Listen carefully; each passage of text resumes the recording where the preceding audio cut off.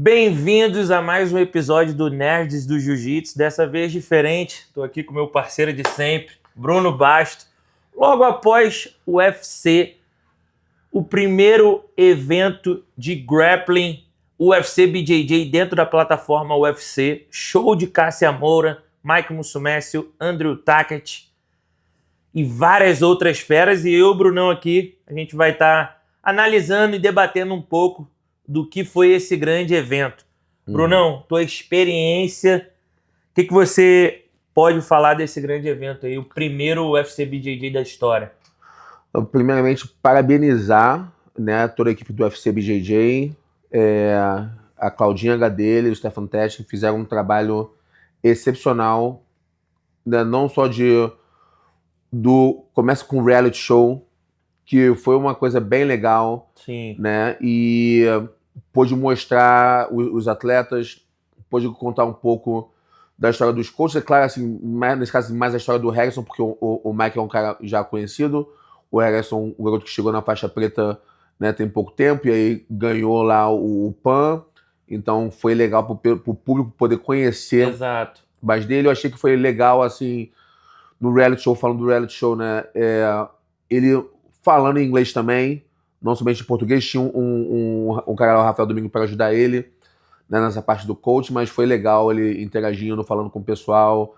Foi legal aquela parte da queda de braço, do boliche. Então, acredito que é um formato que eles vão continuar investindo em outras categorias, né? E espero que tenha, assim, variedade de coaches também, coaches femininos e tudo, né?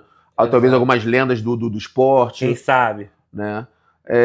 Então gostei muito dessa parte, e o evento em si muito bem produzido, redondo, né? Eu infelizmente não assisti a primeira luta porque eu estava ajudando a Cássia a aquecer, mas da segunda luta em diante eu pude acompanhar tudo. Então foram lutas boas, alto índice de finalização, o que é sempre bom para o evento. Exato. Né? E todas as lutas de cinturão, né, terminaram por finalização. Então, o que é assim, a gente já sabendo já que o Andrew Tackett, a gente já sabe a primeira defesa de cinturão dele, né? Exato, contra o Renato Canuto. Um lutaço. Dois, né, como a gente fala aqui nos Estados Unidos, two dogs, tipo, dois cachorros de briga. Exato. Começando ali no card, para abrir o evento, eu gosto muito do Kevin Carrasco, ele é um atleta muito habilidoso.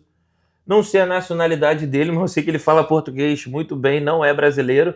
Isso deve ao fato de treinar ali com vários brasileiros. Ele é aluno do professor Queixinho, do Arizona. Ele realmente deu show, foi pra cima do Costello, dominou a luta toda, tentou vários botes de finalização antes de finalizar no triângulo e carimbou aí, com certeza, mais um chamado pro UFC. Você vem e faz uma apresentação com finalização, quase que 100% garantido, você vai ter uma nova oportunidade. Então, já jogou a pressão para quem veio depois dele ali de ter uma apresentação nesse nível também. Exatamente. Logo na segunda luta, a gente teve a filha do Frank Mir com a Joia, Carolina Joia. É uma luta entre dois jovens talentos em ascensão, duelo feminino. Fizeram uma guerra muito boa. Eu havia feito um vídeo falando, apostava numa vitória da Carol Joia, mas realmente a filha do Frank Mir conseguiu usar um wrestling adaptado para o jiu-jitsu com muita pressão de finalização, ela lutando por cima. Me lembrou um pouco o Rodolfo Vieira, passando, amassando e sem perder posição, defendeu os ataques muito bem. O que você achou dessa luta? Então, eu imaginava a Joia ganhando a luta também, por ser uma menina mais tarimbada com relação ao jiu-jitsu, né? A Bela tá sempre, né, alternando jiu-jitsu, wrestling, né, treinando MMA já, porque é uma carreira que ela fala, né, abertamente que quer seguir os passos do pai dela. E acredito que ali a parte física, né, como você falou, a Bela botando muita pressão por cima. Eu acho que a já não conseguiu manter o ritmo que ela começou a luta e acabou perdendo ali no estrangulamento, né, no Darcy, que estava bem encaixado. Exato. Mas assim, cara, A Bela, então, parabéns pra Bela pela vitória. É uma jovem ascensão numa categoria que tem campeãs como a Ana Vieira, como a Helena Clevar, como a Raquel Canuto, a Aurélie Leverne, Maggie Lira, né? Que, tipo assim, garotos que estão lutando nessa categoria do UFC.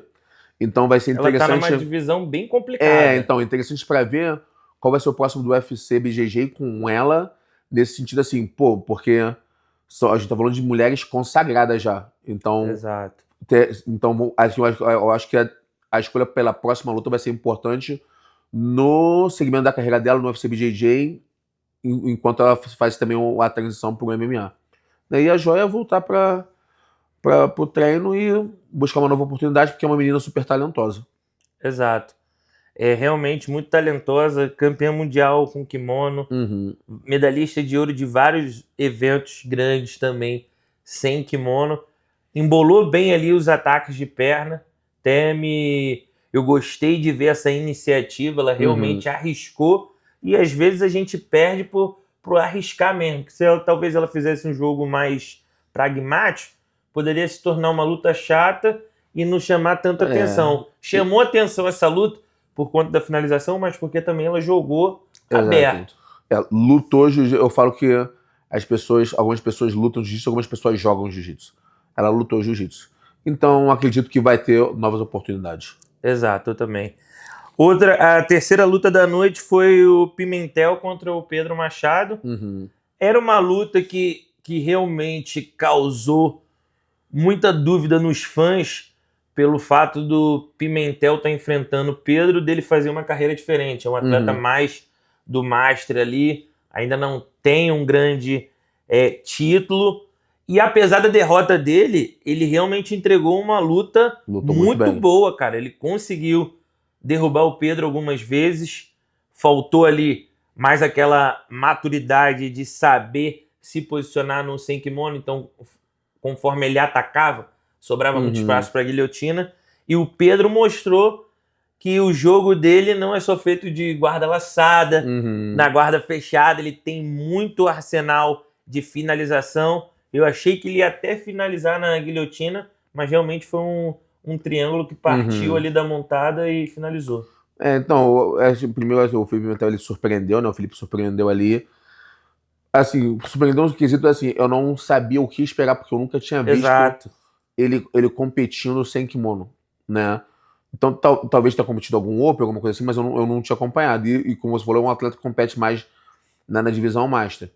E o Pedro, tipo assim, eu também não sabia, assim, o que esperar, porque é um cara, assim, notadamente, assim, do kimono.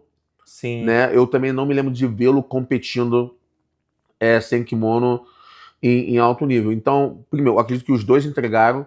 O Felipe começou muito bem com, assim, controle de área de luta, empurrando contra a parede, né? Boas quedas. Mostrou muita habilidade no sem kimono também. Alguns vacilos no pescoço. Eu até conversei com ele depois da luta, ele falou, pô, teve uma hora que eu achei que o Pedro fosse cair, eu parei, aí ele foi e encaixou a guilhotina, né? E aí e também na parte da finalização ali, o começo, né, do fim, tipo assim, ele caiu por baixo. Aí como ele faz meia guarda sem kimono, meia guarda de kimono, ele relaxou um pouco, só que no sem kimono é outra dinâmica. Exato. Né? Então achei assim que os dois entregaram. Acredito que eu achei que o Pedro foi bem oportunista para chegar na posição de finalização. E assim, um garoto com potencial imenso. Sempre achei que ele tem um potencial imenso de kimono. Agora um potencial imenso também sem kimono, porque você sabe a minha opinião, Vitor. Quando você é bom de jiu-jitsu, você é bom de jiu-jitsu. Então vai ser interessante para ver como vai ser os próximos passos do Pedro aí. Ter um empresário bom com ele, o Samir, que está sempre dando os melhores caminhos para ele. Então, tô ansioso para ver qual vai ser os próximos passos dele. Tem uma luta muito interessante ali pro Pedro nessa categoria, é um duelo dele futuramente. Claro, ele ganhando mais uma ou duas lutas contra o Mason Fowler, que é o cara dessa divisão no UFC BJJ. E o Pedro ganhou, e ganhou muito bem. Se eu não me engano, finalizou o Mason Fowler quando eles lutaram de faixa marrom no absoluto do Mundial. Então é uma luta interessante também. Só para fazer um paralelo aqui, né, um parênteses. Galera, o atleta que hoje luta o UFC, ele tem que entender que ali não é um campeonato normal. não é como um Exatamente. Mundial na IBJJF, não é como um American National, não é um Open. Vocês realmente precisam entreter o público. Então, você tem isso de duas maneiras. Ou você conta boas histórias, você cria o caos, ou você vai mandar bem ali e falar o que o público quer ouvir. Você desafiar alguém ou chamar alguém para lutar, existem várias maneiras de fazer isso sem parecer desrespeitoso, sem ser desrespeitoso. Então, tem um microfone ali na sua mão. Essa parte do agradecimento é uma parte que para o fã é chato. Ele quer ver você falar coisas mais interessantes, talvez bastidores da sua luta, que ninguém sabe, pô, não acordei bem hoje, ou me lesionei, lutei aqui lesionado. Isso é legal de contar. Fala o que você deseja, diga boas mensagens para a nova geração, mas vende uma coisa além do agradecimento. Eu vi muito dos brasileiros pecando nesse lado, e a gente sabe que em termos de business, falando do UFC, realmente isso aí não vai funcionar a longo prazo. O que o UFC ele vende a história.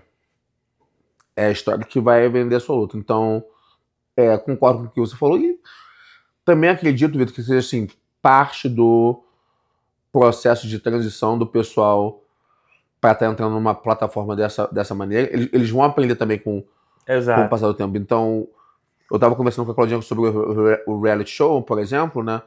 Eu falei, pô, mas não teve nenhum caos no reality show. O pessoal do jiu-jitsu é diferente. Vocês não querem ninguém do caos? Ela falou, não, nós queremos, mas não teve ninguém com essa personalidade. Né? Então, é importante, sim, o storytelling, né? Tipo, você contar a história, vender a história. Eu acredito que o pessoal vai entender a importância de, assim, pô, não, eu quero o próximo com fulano de tal, porque tá bem ranqueado e eu acredito que eu posso conseguir essa vitória para me colocar numa rota de cinturão. Você tem que pensar em o que a mídia vai falar após a sua vitória.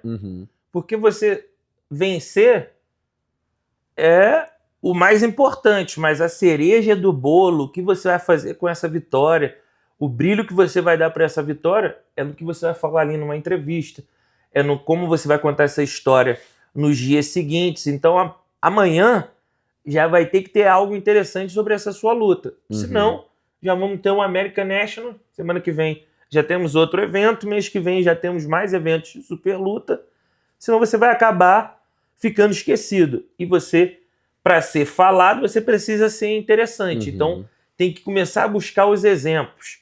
Mika, Tainan, Jansen, Diogo Reis. Tá fazendo um parênteses, Diogo Reis. Mike acabou de vencer, o Diogo Reis já estava com o vídeo pronto, falando sobre a luta e já tá todo mundo querendo casar essa luta aí, mas isso é um assunto mais pra frente aí. Exatamente. No vídeo. Quarta luta da noite, uma luta muito interessante entre duas campeões mundiais, a mais jovem campeã mundial sem kimono, que é a Cássia contra a Thalita Alencar. Foi um lutaço. O domínio da Cássia prevaleceu do início ao fim, derrubou, passou, controlou a luta.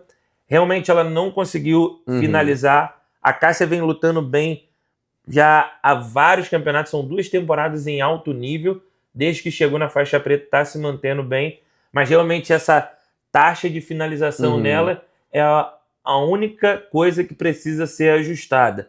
O que você acha, Bruno? Então, primeiramente, né, foi uma luta muito boa, muito dinâmica. Eu sabia que seria uma luta que iria entreter o pessoal pelo estilo das duas lutadoras, né, tanto da Cássia quanto da Thalita.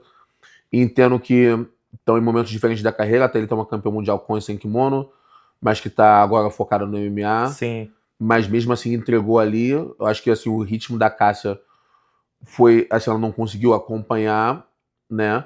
Mas, de novo, em fases diferentes da carreira. Então a Cássia botou um ritmo muito bom, chegou numa posição muito boa nas costas.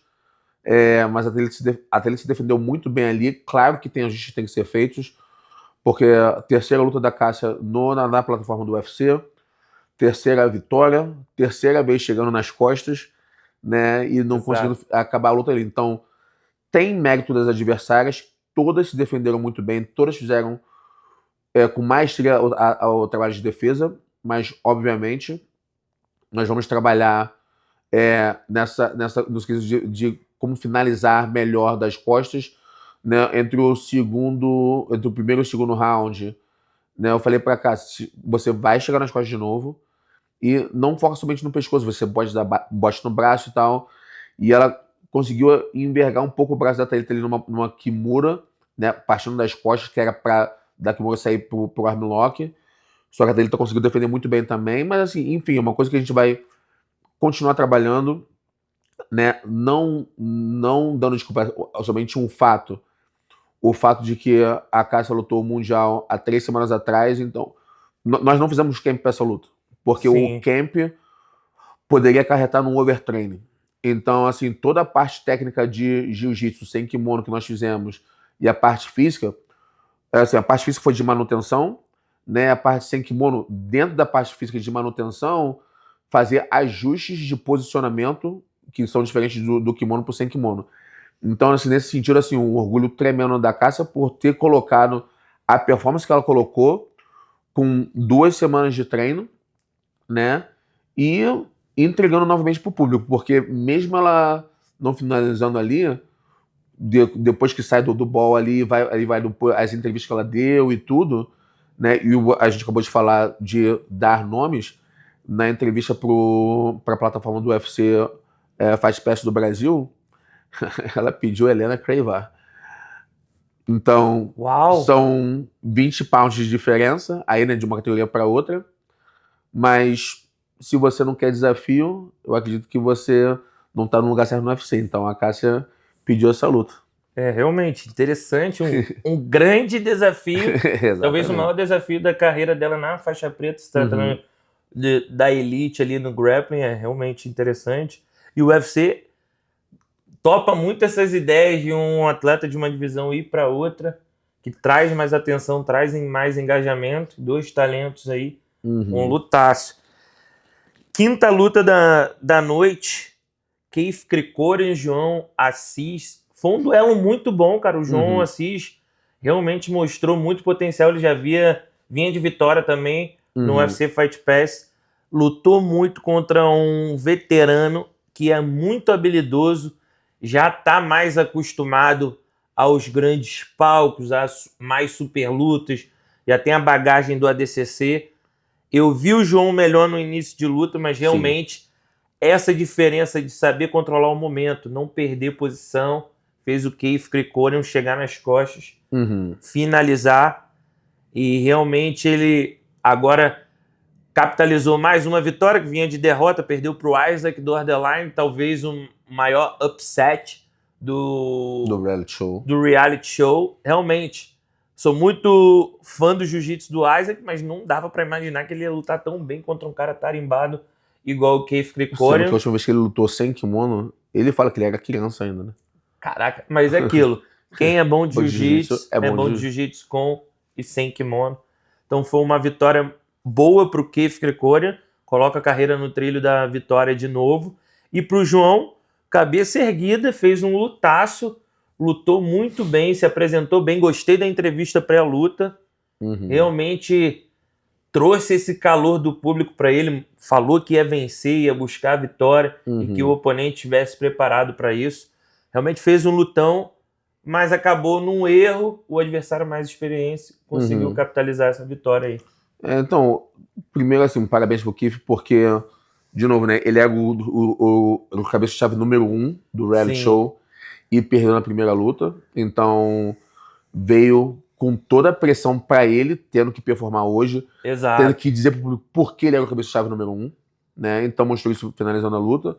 E acredito que o João, tipo assim, ele chegou agora nos eventos grandes, então talvez um pouco ali de não ter experiência para segurar nos momentos certos, né? Posições boas que ele chegou, mas é um cara que eu acredito muito no potencial dele. Exato. Né? Ele tem performado muito bem. Acredito que ele se embola com uma galera ali que estava no reality show, por exemplo. Então, sei que vai voltar com certeza vai voltar para o UFC BJJ e tendo a oportunidade de demonstrar o trabalho dele mais uma vez.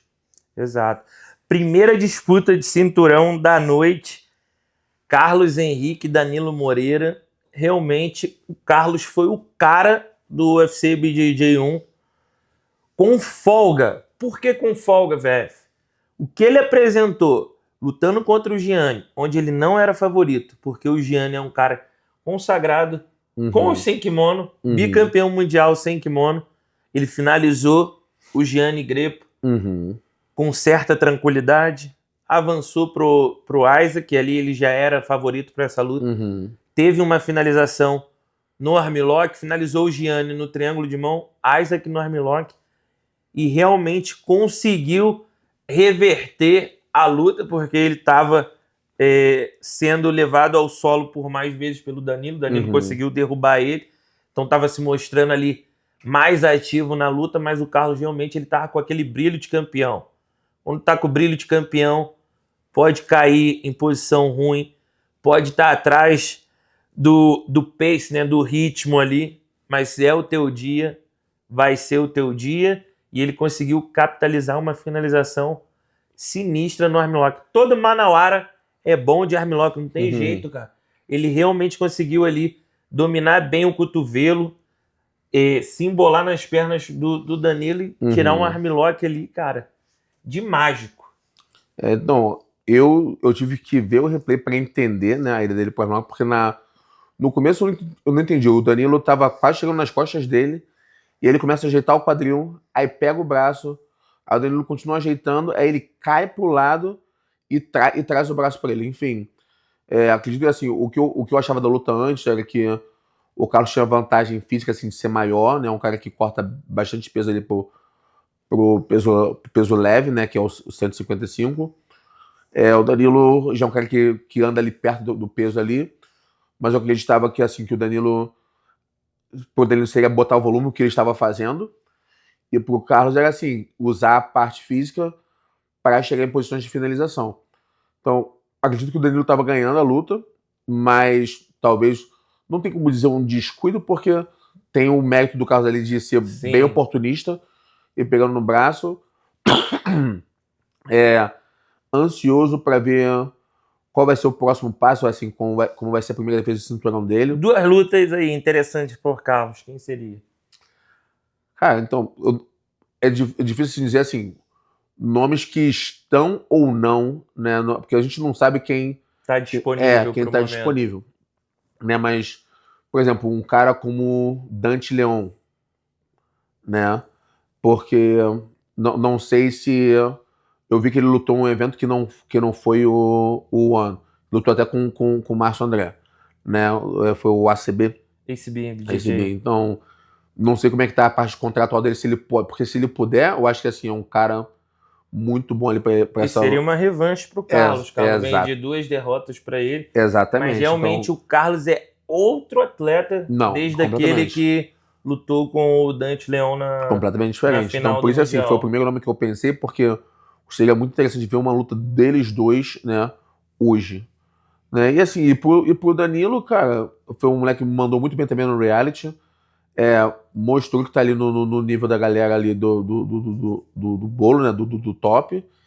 E, cara, eu acredito que ele vai continuar bem no UFC BJJ. E é só trilhar 1 ou 2 vitórias pela performance que ele teve dentro do reality. Ele deve estar assim, apto para lutar pelo cinturão novamente. Exato. Segunda disputa de cinturão da noite, William Tact e Andy Varela. Realmente, William Tact. Outro nível. Outro patamar. Outro patamar. Realmente lutou muito acima da média da sua divisão, desde das primeiras lutas até a final. Realmente fez parecer fácil contra um oponente muito complicado de se lutar.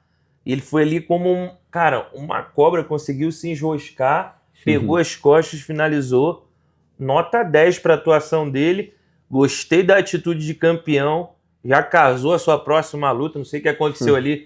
Renato veio elogiando ele, falando que estava feliz por ele. Do nada os dois meteram o face-off, encarada, e já tem aí a primeira defesa de cinturão. Exatamente. O primeiro é assim, muito legal ver um garoto que eu vi desde o começo de competindo como criança lá no Texas, né? Que ele, os irmãos dele são ali de Austin.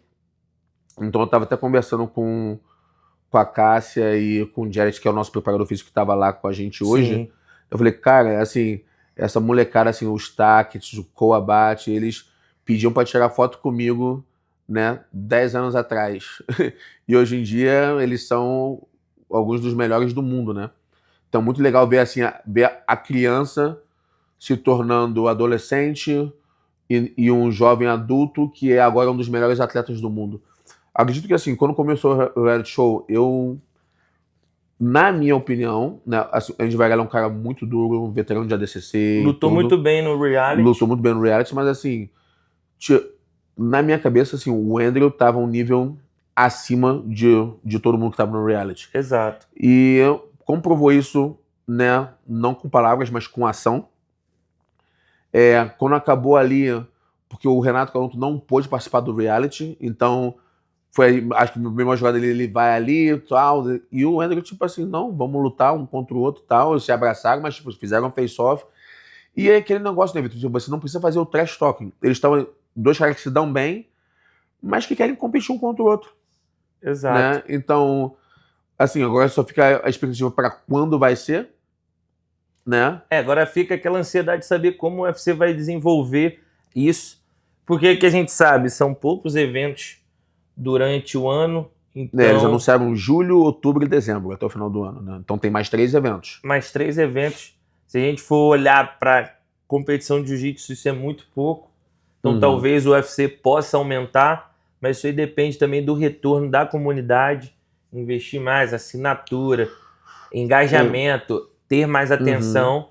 E uma coisa que eu notei, o Andy Varela ganhou moral com o patrão. Dana White foi lá no pé do ouvido, falou algumas coisas ali, porque no UFC o Dana White admira muito o lutador também, que vai pra cima, entrega boas lutas e vai pra matar ou morrer, porque tá aí o verdadeiro show, e o cara que às vezes perde, ele também volta, dependendo da apresentação dele. E não só isso, né? O Andy é um cara que hoje em dia foca no grappling, mas que veio do MMA. Ele fez o caminho inverso. Então ele sabe como é que funciona o jogo. Ele sabe como funciona o jogo e também, de repente, pode ser o UFC BJJ pode ser a plataforma para ele voltar pro caminho do MMA e, quem sabe, tá dentro do UFC. Exato.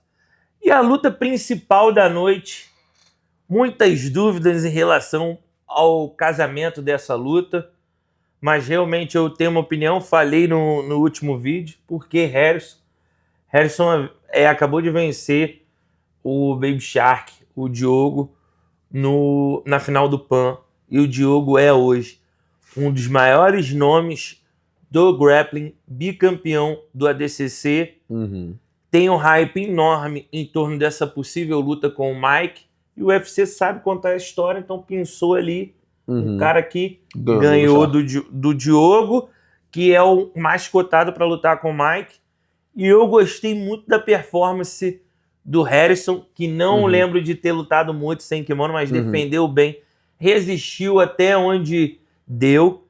É mais um tempo assim para ele amadurecer nessa questão de ataque e defesa de perna, que hoje faz muita diferença no grappling. E o Mike realmente, o cientista do jiu-jitsu, ele sabe um mecanismo de dobrar a perna ali igual o papel, que não tem oponente que escape. E ele lutou demais, conquistou aí o cinturão de grappling do UFC, reinando, e agora natural de todo mundo querer um desafio maior, e o Baby Shark cabeceou essa bola pro gol aí, que os fãs jogaram na internet. Logo após a luta ele fez um vídeo analisando e deixou a seguinte pergunta: quem deveria ser o próximo a enfrentar ele? Eu comentei lá, você. Eu acredito que não tem outra luta a se fazer por agora no UFC. Pro Mike? Pro Mike é o Diogo Reis. Aí eu não sei essa questão de contrato, mas o UFC tem grana, tem bons advogados, então se ele realmente quiser explodir, essa é a luta para fazer. Sim, cara, eu concordo assim, com relação ao Mike. O ideal, né? O mundo ideal seria o Baby Shark, né? O Mike deu a palavra que o Mike lutaria com... Eu esqueci o nome do cara agora, mas é irmão lutaria com o Gel Martinez. E aí não lutou, na edição passada não lutou para poder fazer o reality show. Sim. E deu a palavra de que lutaria com ele depois. Então... é uma luta interessante também, é uma luta legal. que deve acontecer também, entendeu? E assim, assim, eu quero falar também do Harrison, porque é um garoto que Lutou muito Lutou também, né? muito, né? Veio com várias, assim, pontos de interrogação, porque o pessoal não sabia, assim, a parte sem kimono dele. Chegou muito bem na faixa preta, mas não sabia a parte sem kimono. Eu acho que ele mandou muito bem no reality. Eu acho que ele mandou muito bem na luta, né? O Mike é um dos melhores do mundo no peso, com certeza, né? Então eu tenho até sugestão de luta, porque assim, a última luta do Mike no UFC tinha sido o Felipe Machado, Que lutou muito bem, que lutou entregou muito um bem. lutão com Então ele. acredito assim que uma luta entre o Harrison e o Felipe Machado Também faz sentido. também faz sentido, que dois caras que mandaram bem nas lutas. O Harrison com certeza, né, tem que ter uma outra oportunidade para mostrar o trabalho dele. E o Felipe, desde que lutou com o Mike, não voltou no UFC ainda, também uma outra oportunidade de demonstrar o trabalho dele. E para eles dois também voltarem a se credenciar para uma futura disputa de cinturão. Realmente muitas possibilidades após esse evento. Gostei do evento rápido, me engano, 8 lutas, nada tão longo, dá para fazer um trabalho ali logo após o evento. Quero parabenizar a UFC por todo o suporte e investimento que ele está fazendo com o jiu-jitsu, um tratamento midiático que, cara, surreal, eles valorizam muito a mídia. O UFC me convidou para estar aqui, eu fiquei muito feliz com esse reconhecimento de 13 anos dedicados ao jiu-jitsu, a cobertura de vários eventos, e estar aqui fazendo parte foi uma grande bênção para minha vida. Obrigado, UFC. Obrigado, Brunão. Mais uma resenha para conta. Tem uns minutos finais aí para agradecer quem você quiser também. Vamos agradecer o pessoal por estar aqui acompanhando a gente, por todo, né, o suporte. Pro VF Comunica, e a contribuição que eu posso dar aqui no Nerd do Jiu-Jitsu, né? Parabéns a todos os atletas que estiveram presentes lá, dando o seu melhor, todos os treinadores, e mais uma vez, parabéns para a Claudinha, ver a menina de 18 anos, né? Eu vou sempre falar isso, que se apresentou para mim, que começou a treinar comigo, que com 20 anos mudou para os Estados Unidos para morar comigo, um tempo com faixa marrom ainda. Que irado. E aí, né, hoje, ser uma mulher de destaque dentro da comunidade do jiu-jitsu, ajudando na revolução. Eu acredito que o UFC pode de verdade revolucionar a parte profissional, né, do jiu-jitsu e grappling, que é a maior plataforma do mundo de lutas. Então, parabéns, Claudia, pelo trabalho. Parabéns ao Teste também, que trabalha junto com ela, faz um trabalho incrível. Agradecer pelo que vocês estão fazendo pelo jiu-jitsu. Tamo junto.